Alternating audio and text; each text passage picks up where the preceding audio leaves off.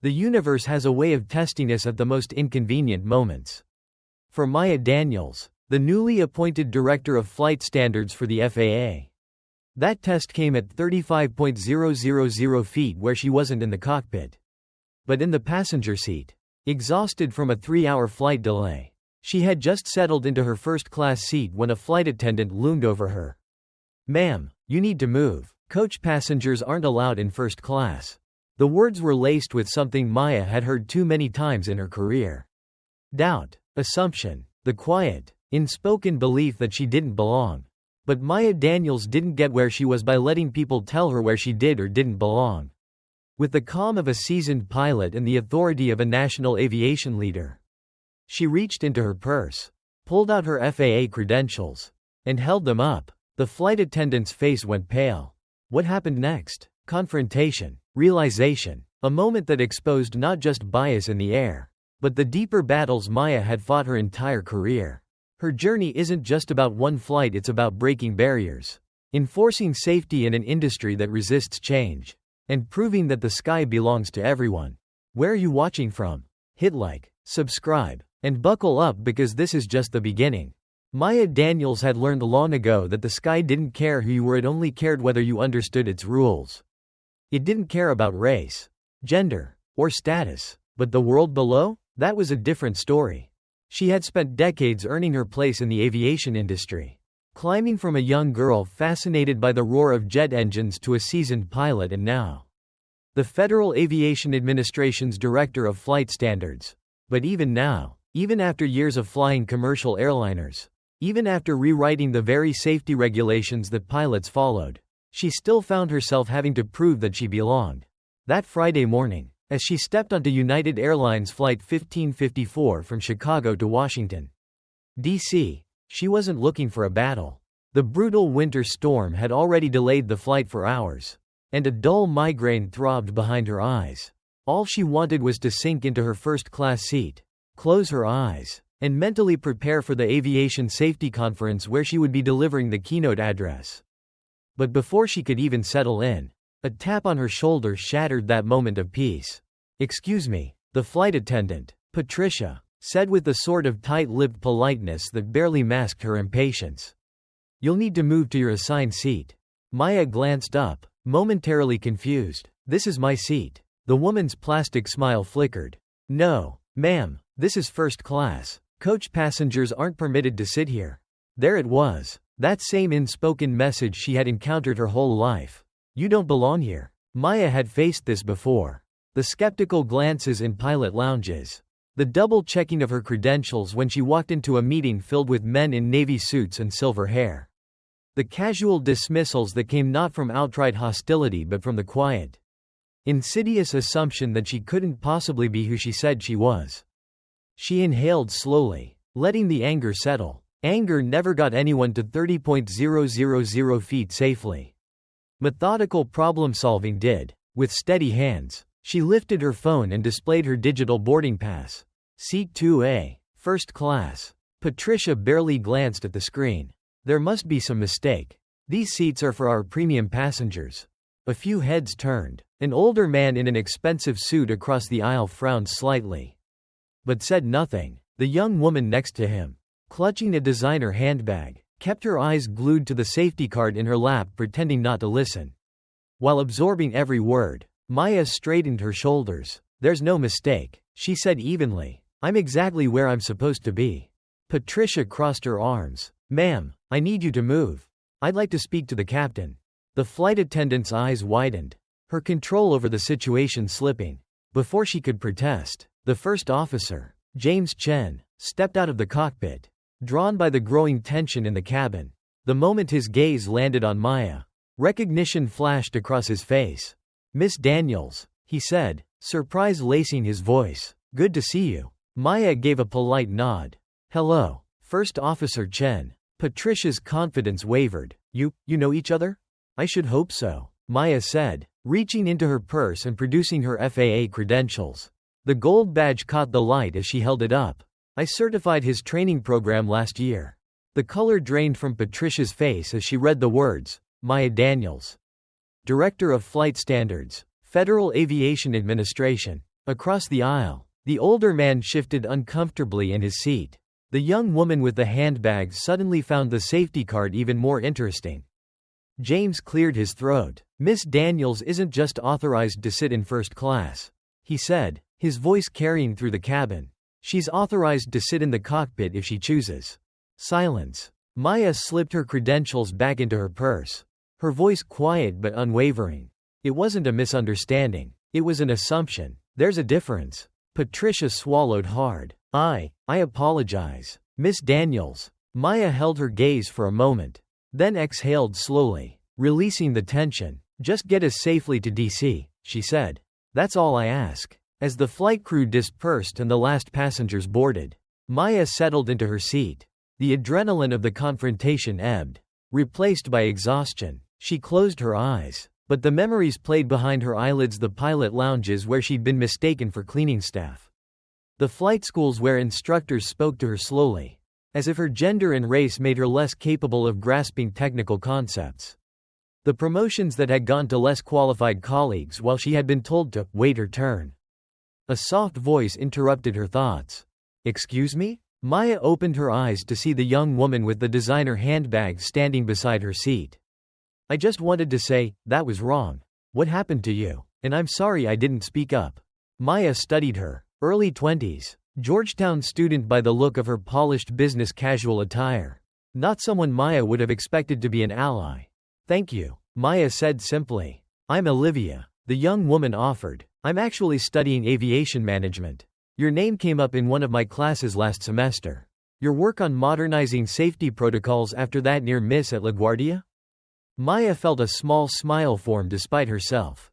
"The Andrews Report." Olivia nodded. "Professor Winters said it was revolutionary. I'd love to pick your brain sometime if that's not too forward." Before Maya could respond, another commotion at the front of the cabin caught their attention. Patricia was locked in an intense conversation with another flight attendant, Tanisha, a black woman. Tanisha's expression was a mixture of disbelief and barely restrained anger. Maya met Tanisha's gaze across the cabin. There was a look of understanding there, of shared experience, of the exhaustion of always having to be twice as good, twice as prepared, just to be seen as competent. As Olivia returned to her seat, Maya's phone buzzed with a text from her sister. "Landed yet? Mom's got dinner ready. Amara can't wait to see her famous auntie on TV tomorrow." Maya smiled, picturing her 10-year-old niece, wide-eyed with wonder every time she talked about aviation. She typed back quickly, "Flight delayed. Just boarding. Tell Mom to save me some sweet potato pie." As the cabin doors closed, Maya leaned back in her seat and exhaled. Tomorrow, she would stand at a podium in front of hundreds of aviation professionals. She would talk about data, about safety, about predictive analytics and regulatory oversight. She would push for changes that would make the skies safer for everyone. But today had been a reminder of something else. No matter how high she flew, there would always be someone who questioned her right to be there. And that was exactly why she had to keep going. Maya Daniels stepped off the plane and into the heart of Washington, D.C., the city that had become both her battleground and her home. The cold air wrapped around her, crisp and bracing, a stark contrast to the heated exchange that had just unfolded at 30,000 feet. As she made her way through the terminal, she kept her head high, shoulders squared, the same way she always had. If the sky had been her proving ground, the streets of this city were where the real turbulence lay. Washington was a city of power, a place where words carried weight and silence was a strategy. Here, the air buzzed not with the sound of jet engines but with conversations that shaped industries, laws, and lives. It was a place where every step had to be measured, every interaction calculated. It wasn't enough to be qualified. She had learned that long ago. You had to be undeniable. Her phone buzzed. "Landed yet? Mom's got dinner ready. Amara can't stop talking about you." Maya smiled. Even in the whirlwind of policy meetings, industry resistance, and the constant need to prove herself, there was always family. There was always home. She typed back quickly. "On my way. Tell Mom I need an extra slice of sweet potato pie." Outside, the city stretched before her. Monuments bathed in the golden glow of streetlights. This was the same place where her father had brought her as a child. Pointing up at the sky as a jet roared overhead. "You see that? Baby girl, the sky doesn't care who you are. It just cares that you understand how to fly. She had carried those words with her, stitched them into the fabric of her being. But the older she got, the more she realized something. The world might never be as impartial as the sky. The drive home was short, just long enough for her mind to shift gears from professional to personal. By the time she reached the familiar brownstone in Georgetown, the scent of cornbread and simmering spices greeted her before she even stepped inside. "Look who finally made it," Zora called from the kitchen, her voice warm and teasing. "Ms. Big-Time FAA Director." Maya laughed, wrapping her arms around her sister in a hug. Zora was the opposite of Washington, where DC required diplomacy. Zora demanded truth, where Maya had to be measured. Zora was relentless. She was an activist, a fighter, the kind of woman who met injustice head-on and didn't bother with the detours of polite conversation. And then there was Amara, 10 years old, eyes full of wonder, curled up in a corner of the couch with an aviation book twice her size. She looked up, beaming. "Auntie Maya, did you tell them? Did you tell those people you're the boss of all the airplanes?" Maya chuckled. "Not all the airplanes, sweet pea, just the ones in the US." Amara grinned, undeterred. "Close enough." Dinner was the kind of meal that grounded a person: roast chicken, collard greens, cornbread so soft it melted on the tongue. It was the kind of food that reminded Maya of Sundays at her grandmother's house. The kind of meal that carried history in every bite. But as they ate, Zora studied her, sensing something beneath the surface.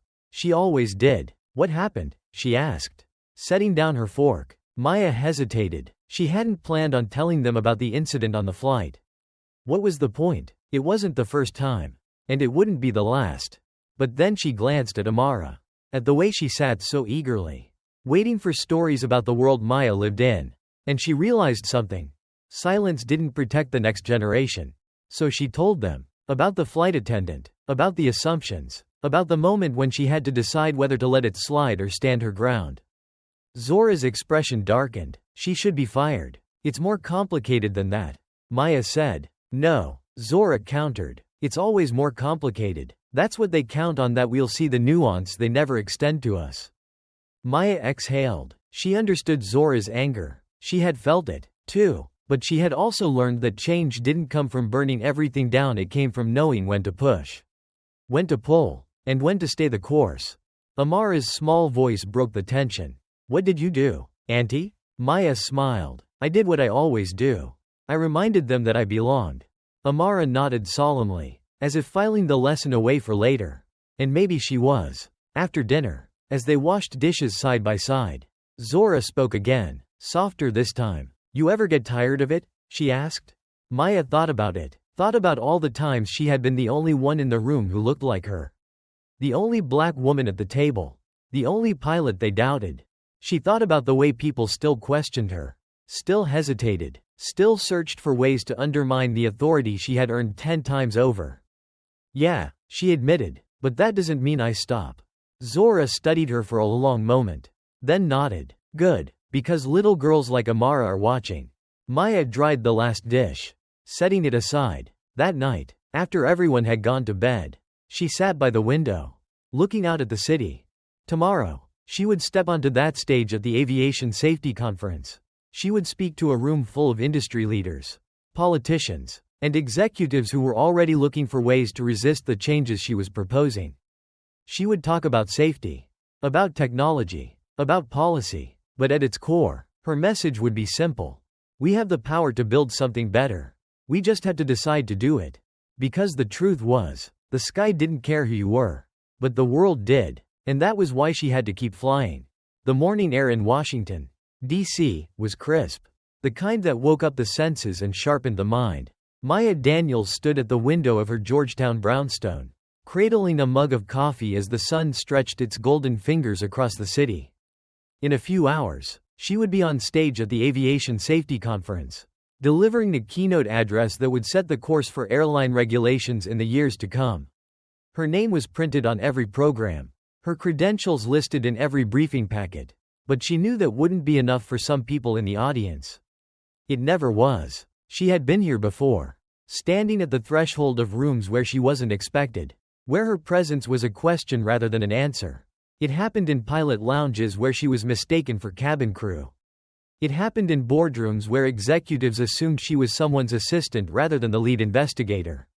It happened yesterday, at 30,000 feet, when a flight attendant had looked at her and decided, in an instant, that she didn't belong in first class. And it would happen again today, in the form of skeptical glances, tightly folded arms, and carefully worded challenges that danced around the real issue discomfort with who held the microphone. But Maya wasn't here to be comfortable. She was here to make change. As she stepped into the grand conference hall, the energy in the room shifted, conversations quieted, and eyes turned in her direction.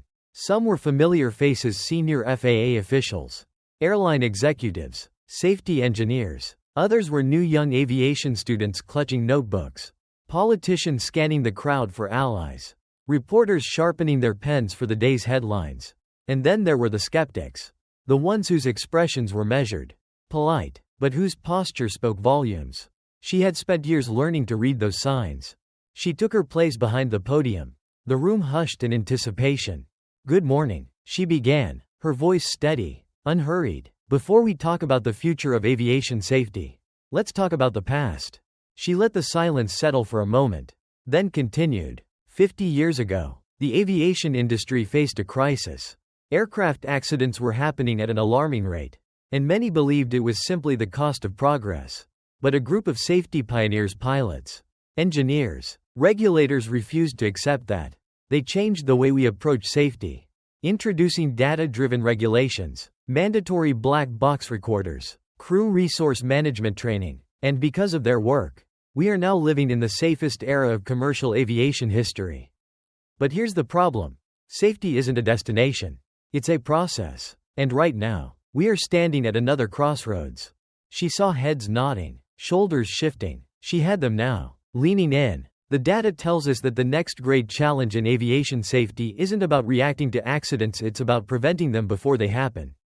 It's about predictive analytics, voluntary safety reporting, real-time maintenance diagnostics. It's about changing the culture so that speaking up about risks is rewarded, not punished. She glanced at the front row, where industry leaders sat with practiced neutrality.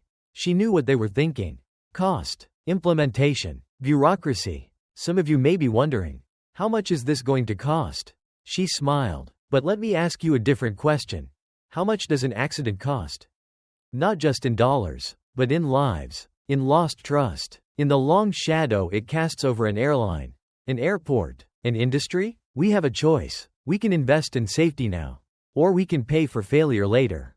A ripple of agreement moved through the room. She took a deep breath and pivoted. But let's talk about something else. Let's talk about presence. She paused, scanning the audience. You see, when I walked into this room today, some of you knew exactly who I was. And some of you, she let her gaze settle on a few particularly stiff faces, had to check your program. A few chuckles. That's okay. I'm used to that. I've spent my career walking into rooms where people assumed I was in the wrong place. And yet, here I am. She let those words sit in the air. We don't like to talk about this in aviation. But let's be honest. Who is in the room matters. Who sits at the table when policies are written? When safety protocols are designed? When hiring decisions are made, it matters. If the same voices are always in the room, having the same conversations, then we're going to get the same results. And in an industry built on innovation, that's unacceptable. She saw Olivia in the back of the room, the young aviation student from the flight, eyes wide, scribbling notes. That's why she was saying this. Not for the executives, for the ones watching, for the ones who needed to hear it. The next generation of aviation leaders is already here. They're in this room. They're watching how we handle challenges, how we respond to change. And they're deciding, right now, whether this industry has a place for them. If we want the best minds in aviation, we need to make sure they know they belong. She let her final words land. My father was an Air Force mechanic. He used to tell me, the sky doesn't care what you look like, Maya. It only cares if you understand how to fly. The sky may not care, but we do. And that means we have work to do. Silence. And then, applause. Some polite, some hesitant, but from the back of the room strong, sustained. She didn't need to turn around to know it was coming from the students. The safety officers, The line pilots who had been waiting for someone to say these things out loud. As she stepped down from the podium, people approached her: FAA colleagues, airline CEOs, journalists with follow-up questions, but it was Olivia who reached her first. "That was incredible," she said, breathless. "I mean, she gestured toward the stage. "You just said all the things that no one ever says." Maya smiled. "And now you can say them too." Olivia blinked. "Me? Yes, you, and Marcus, and Minji, and every other student in this room who's paying attention." She handed Olivia her business card. "Because one day, you're going to walk into a room like this, and you're going to have something important to say. And when that day comes, I don't want you to hesitate." Olivia stared at the card as if it were a passport to another world.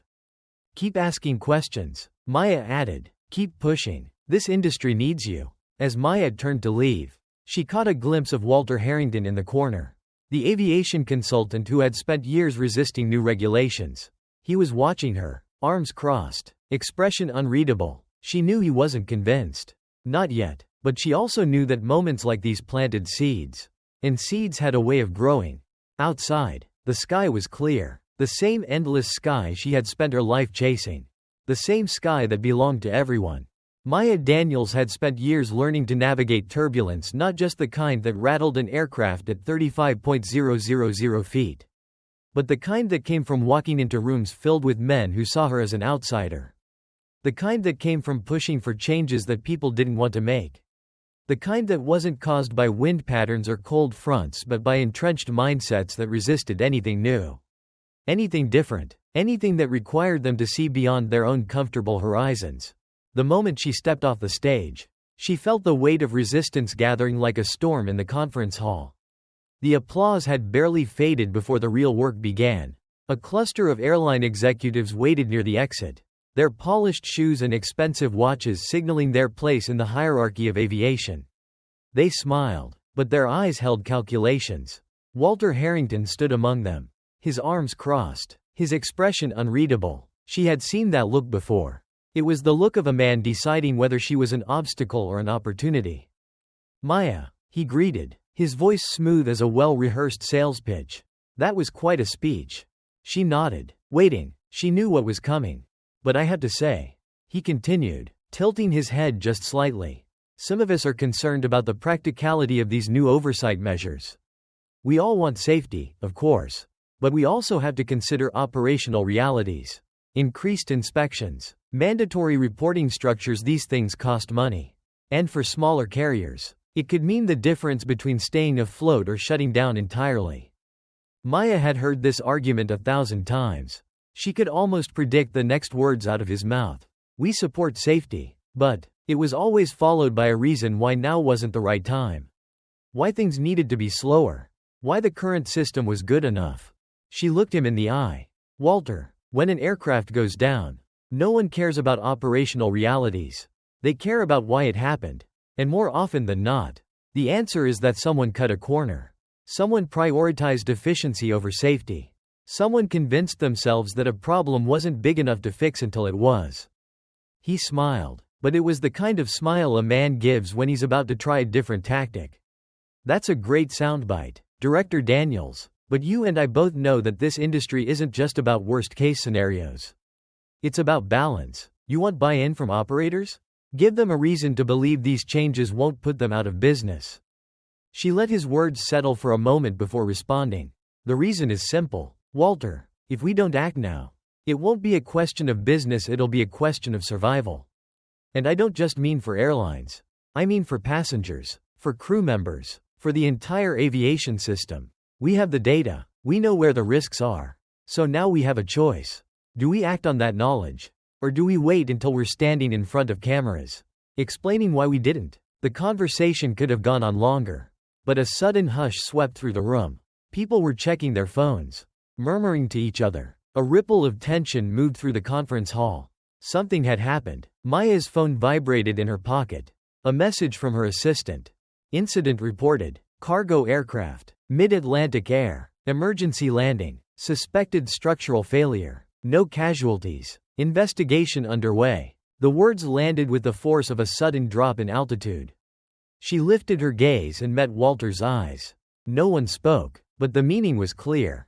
Another near miss. Another warning sign. Another reminder that the problems she was talking about weren't theoretical. They were happening right now. Within minutes, the entire tone of the conference shifted. Conversations about policy and cost suddenly felt small in the face of what could have been a disaster. The executives who had been skeptical of Maya's speech were now gathered in tight circles, talking urgently. The press was already digging for details. And Walter? He said nothing, because he knew, just as well as she did, that the timing of this incident had just changed everything.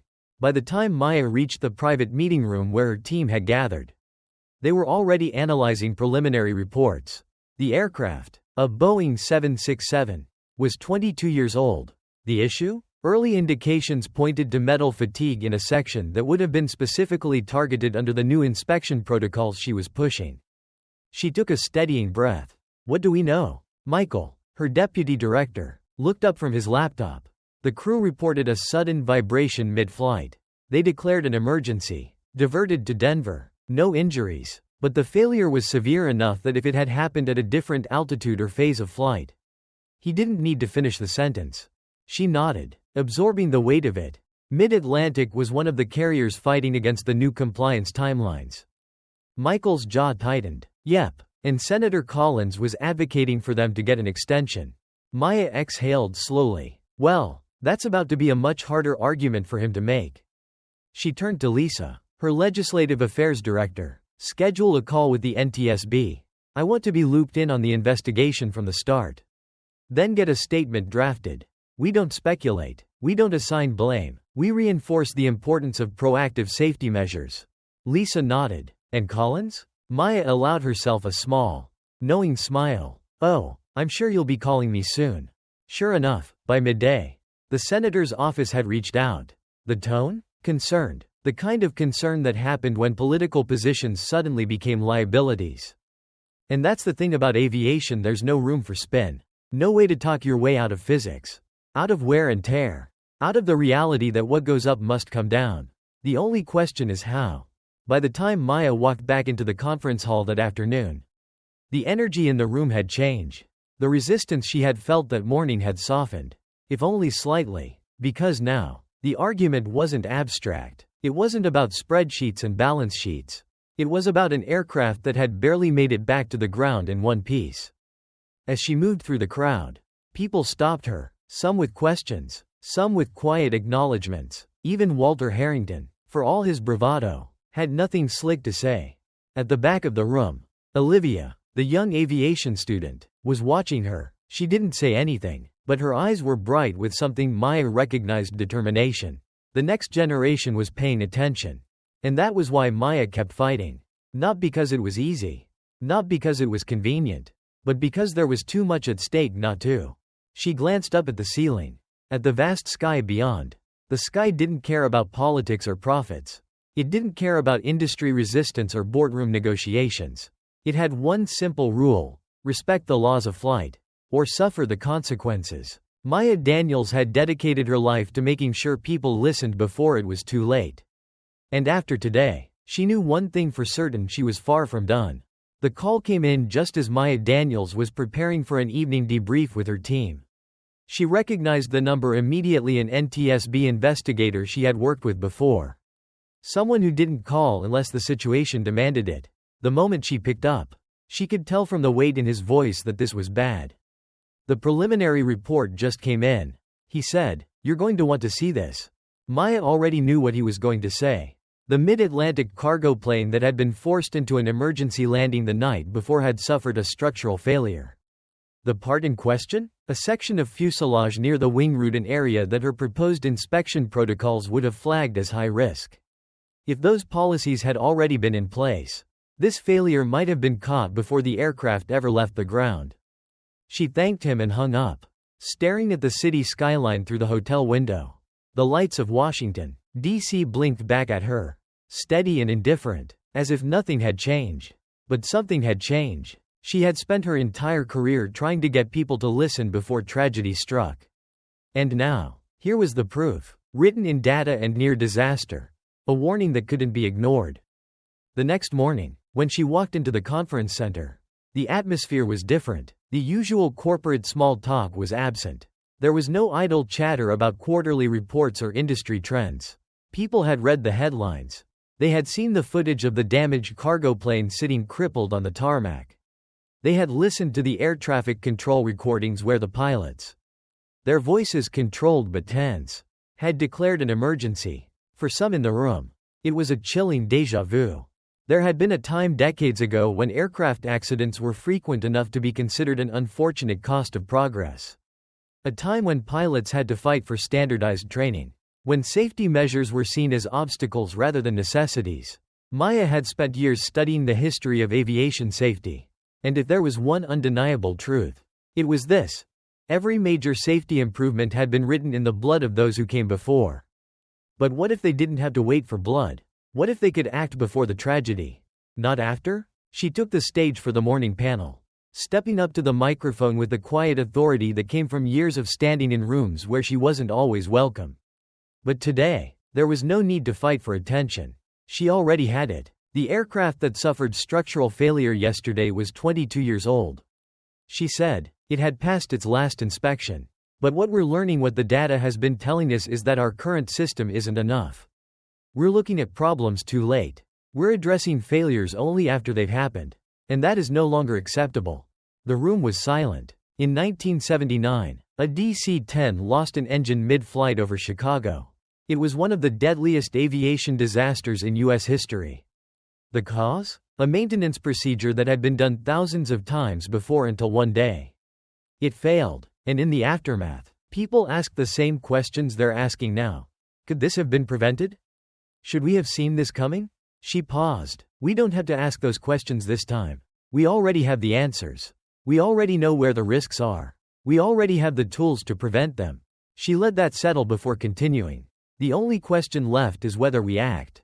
Across the room, she could see the faces of industry leaders shifting, not all of them, but enough. Some, like Captain David Reynolds, a veteran pilot who had spent decades in the cockpit, nodded slightly. Others, like Walter Harrington, still wore the careful expressions of men deciding how much they were willing to change. Maya wasn't asking for easy things. More inspections meant higher costs. More reporting requirements meant uncomfortable transparency. But what she had now was leverage. Because the cost of inaction had just been laid bare in the form of an aircraft that had barely made it back to the ground in one piece. When she finished, the first question came from a journalist. Director Daniels, do you think this incident will push the FAA to accelerate implementation of your new safety initiatives? Maya didn't hesitate. I don't think. I know. After the panel, she found herself cornered by Senator Collins. The last time they had spoken, he had been advocating for an extension to the new compliance timelines. Now, his posture was different. Director, I won't deny that this incident has changed the conversation. He admitted, Mid-Atlantic is already facing scrutiny. And I expect other carriers will be reviewing their own maintenance records as we speak. Maya crossed her arms. Senator, I don't need a conversation. I need action. He sighed. If I can get you bipartisan support in the committee, will you work with us on the implementation logistics? It wasn't a full concession. But it was movement. And movement was how you got things done. I'll take that, she said. By the time the conference ended that afternoon, Maya knew that things had shifted. Not completely. Not enough to declare victory. But enough that the next steps would be easier. Because now, when she walked into those meetings, she wouldn't just be presenting ideas, she'd be presenting evidence. That night, as she rode back to her brownstone, she thought about the past few days. The confrontation on the plane. The speech that had challenged the industry's status quo. The near disaster that had forced a reckoning. She thought about her father's words, spoken to her long ago as they watched planes take off from a runway in the hot summer air. The sky doesn't care what you look like, Maya. It only cares if you understand its rules. But people did care, and that was why she had to keep pushing. She unlocked her door, set down her bag, and exhaled. Tomorrow would bring more meetings, more negotiations, more resistance. But tonight, she allowed herself a small moment of satisfaction. Because today, she had made them listen. And tomorrow, she would make them act. Maya Daniels had spent a lifetime learning to carry weight. The weight of expectations, of scrutiny, of walking into rooms where people measured her before she even spoke. The weight of decisions that could alter the course of an industry. But there was another kind of weight one she had felt in the cockpit. In the quiet hum of a plane leveling off at cruising altitude. In the responsibility of knowing that hundreds of lives sat behind her. Trusting that she knew how to bring them home safely. It was that weight, more than anything else, that had shaped her. That morning, as she stepped into the Federal Aviation Administration's headquarters, she carried all of it with her. The near disaster with Mid-Atlantic Air had done what years of data, reports, and warnings had struggled to accomplish. It had forced urgency into a system designed to resist it. Now, the question wasn't whether her proposed safety initiatives would be implemented, but how quickly, and how much of the industry would fight her along the way. The building was alive with movement. Phones rang, meetings ran over, emails flooded in from airline executives suddenly eager to talk about compliance. Safety was now at the forefront. But Maya knew how easily momentum could fade once headlines moved on. If they were going to make real change, they had to act now. Michael Torres, her deputy, caught up with her as she strode down the hallway. "Collins wants another meeting," he said, referring to the senator who had spent the past few months delaying their new inspection regulations. "He's coming in this afternoon with some airline reps. I assume they'll want to negotiate implementation deadlines." Maya didn't slow down. "They don't get to negotiate safety. We're not debating whether or not to fix the cracks in the system." Michael exhaled sharply. "You know how this works. They're going to push for compromises." She stopped and turned to him. "Then let's remind them what compromise looks like in aviation. It looks like the first officer of Mid-Atlantic Flight 447 gripping his controls while the aircraft shuddered under him. It looks like a crew declaring an emergency over Denver, hoping they'd make it down in one piece. We don't wait until tragedy strikes. Michael, not this time." He held up his hands in surrender. "Got it. No backing down." The meeting that afternoon was exactly what Maya expected. A conference room filled with polished executives. Their words carefully chosen, their expressions neutral. Senator Collins opened with the usual political pleasantries. But Maya had no patience for ceremony. "We all know why we're here," she said, placing a report on the table. "This is the preliminary analysis of what went wrong on Flight 447. Metal fatigue, in a section that should have been under enhanced inspection years ago. The same regulations we've been discussing for months. The same ones that were delayed because of cost concerns." One of the airline representatives, a graying man in an expensive suit, folded his hands on the table. "Director Daniels, we understand the urgency, but implementing new inspections across an entire fleet takes time. If we move too quickly, we risk disrupting operations." Maya cut him off. "You know what disrupts operations? An aircraft going down." Silence. She continued, her voice even, but firm. "I get it. I've been in this industry long enough to know that no one wants more regulations. No one wants to spend millions updating maintenance procedures or grounding aircraft for additional checks. But let me be clear, those costs are nothing compared to what happens when we fail to act. You all remember Alaska Airlines Flight 261? The room remained silent. They knew exactly what she was referring to. January 31, 2000. A maintenance oversight, a single jackscrew that wasn't properly lubricated led to catastrophic failure. The plane went into an uncontrollable dive off the coast of California. 88 people died. And you know what the investigation found? That the issue could have been caught if the airline had followed the proper safety recommendations. But they were trying to save time and money. She let the weight of her words sink in. This isn't a debate, it's a decision. Either we implement these inspections immediately, or we wait for the next Mid-Atlantic, the next Alaska 261, the next moment where we stand in front of cameras explaining why we didn't act when we had the chance. She could see the tension in the room, the shifting gazes, the flickers of recognition, and then, finally, Collins sighed. "What's your proposed timeline?" Maya knew she had them. By the time she left the meeting, her phone was already buzzing with follow-ups. Progress was happening, slowly, but happening. That evening, as she drove home, the city stretched before her, its lights flickering against the darkening sky. Washington, D.C., was a place of power. But it was also a place of slow change. And yet, today, she had pushed it a little further. She arrived at her brownstone just as her phone vibrated with a message. A number she didn't recognize. "Director Daniels, this is Captain Reynolds. I just wanted to say I watched your testimony today. We need more leaders like you in this industry. Pilots like me. We see what's coming. And we need regulators who actually understand what's at stake. Thank you for fighting for us." Maya stared at the screen for a moment before responding. "Thank you, Captain. Keep flying. I'll make sure you have skies worth flying in." She set her phone down and stepped onto her balcony, looking up at the vast expanse above. The weight of responsibility never truly lifted. But some burdens were worth carrying. And this? This was one of them. Maya Daniels had always believed in the power of preparation. In aviation, preparation wasn't just a best practice, it was survival. Pilots drilled emergency procedures so that when disaster struck, their hands would move before fear could settle in. Engineers double-checked blueprints because they knew that a single overlooked calculation could mean catastrophe. And regulators, if they were doing their jobs right, didn't wait for tragedy to force their hand. They acted before the headlines. Before the black boxes had to be recovered from the ocean floor. Before families had to be told that their loved ones weren't coming home.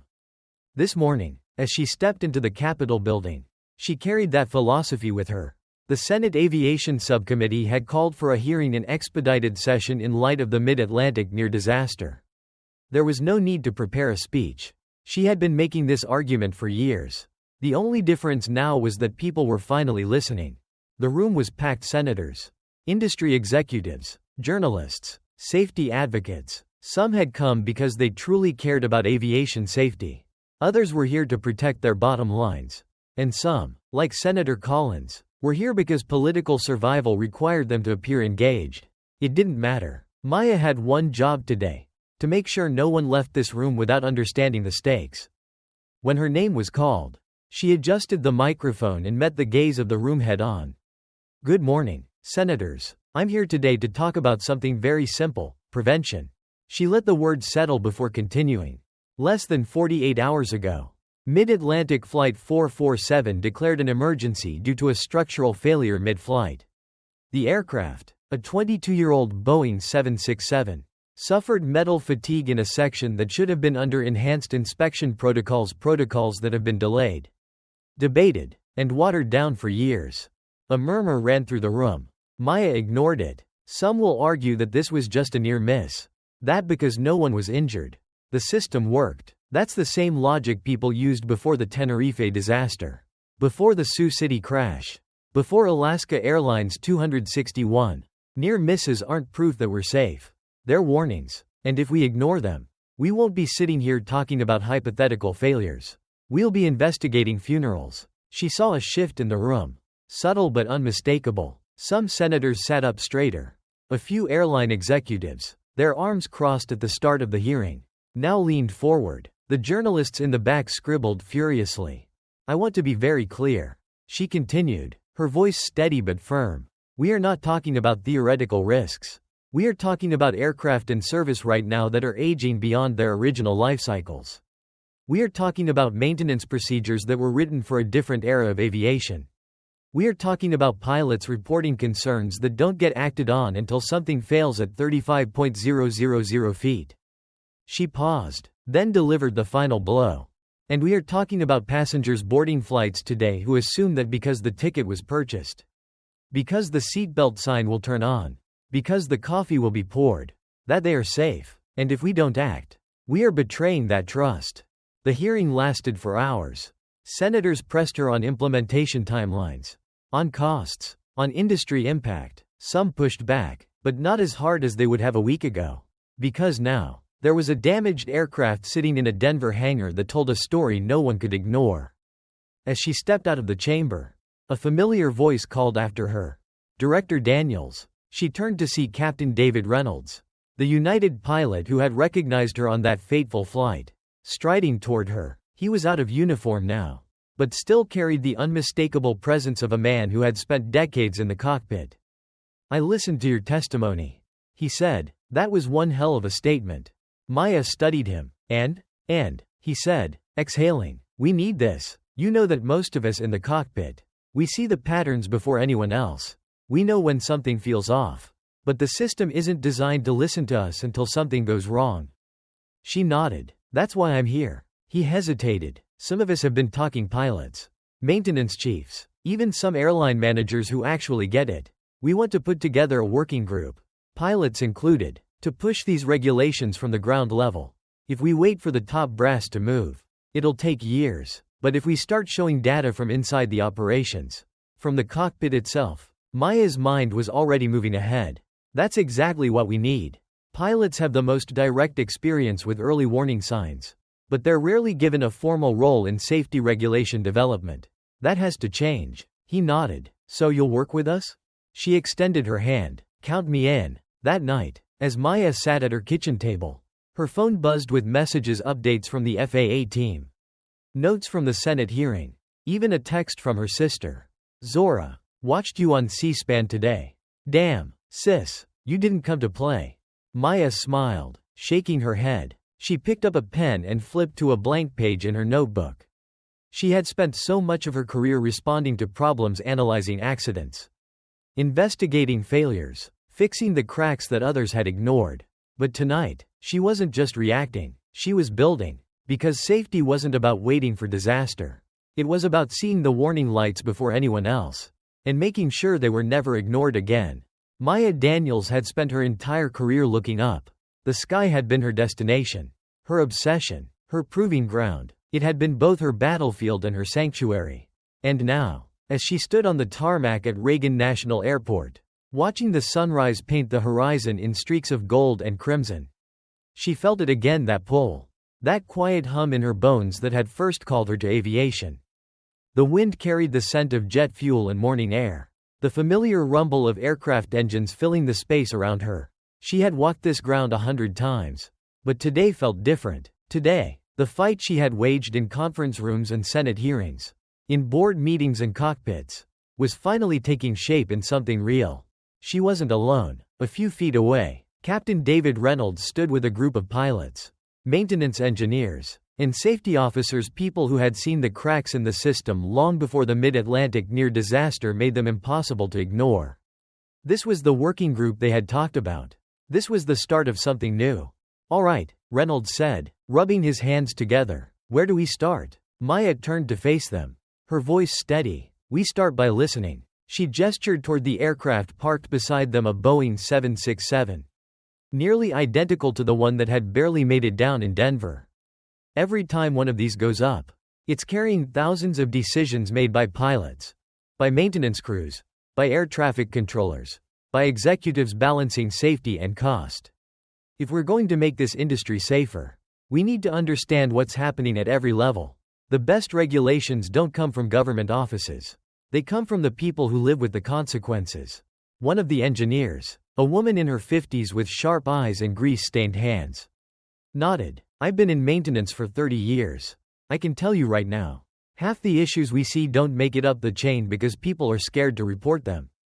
Scared of being blamed, of getting blacklisted.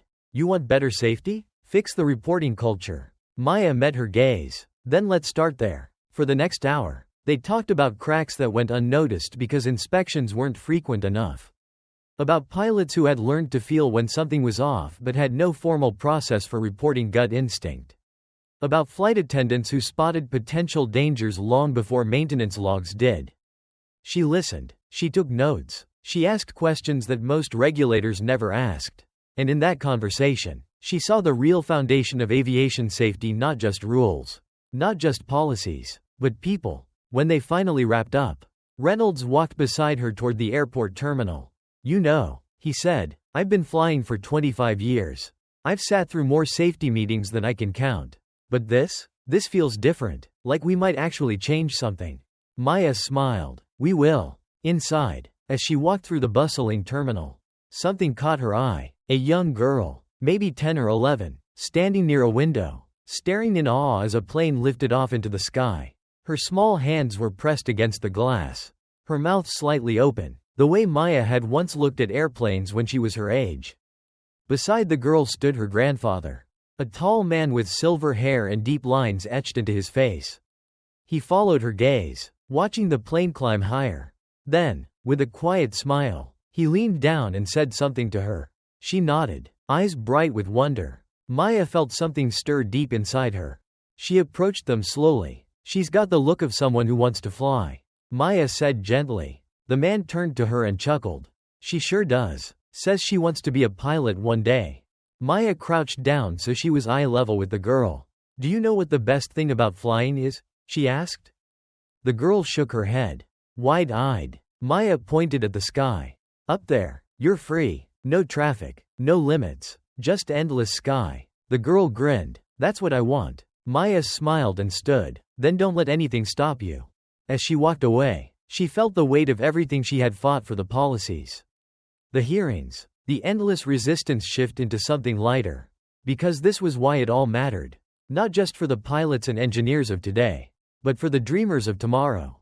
Her phone buzzed with a message from her sister. Mom says don't forget the wine for Sunday dinner. And bring that famous FAA director confidence with you. Amara wants to tell her class her aunt runs the whole sky. Maya chuckled, slipping her phone into her pocket. Not the whole sky, she thought, just making sure everyone had the chance to reach it. As she stepped outside, the roar of a jet taking off filled the air, its nose lifting toward the horizon. The sky belonged to everyone, and she would spend the rest of her life making sure no one ever forgot that.